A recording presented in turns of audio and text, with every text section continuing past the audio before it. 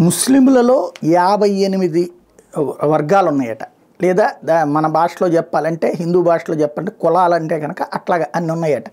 ఇప్పుడు అందులో ఒక వర్గానికి సంబంధించినటువంటి అగ్రనాయకుల యొక్క గురువుల యొక్క అంత్యక్రియలు తాజాగా ఈజిప్టులో జరిగినాయి. ఇస్మాయిలీ ముస్లింలు 49వ అనువంశిక ఆధ్యాత్మిక గురువు 4వ అగాఖాన్ అంత్యక్రియలో భాగంగా ప్రార్థనా సమావేశం పోర్చుగల్ రాజధాని లిస్బన్లో మొన్న జరిగింది.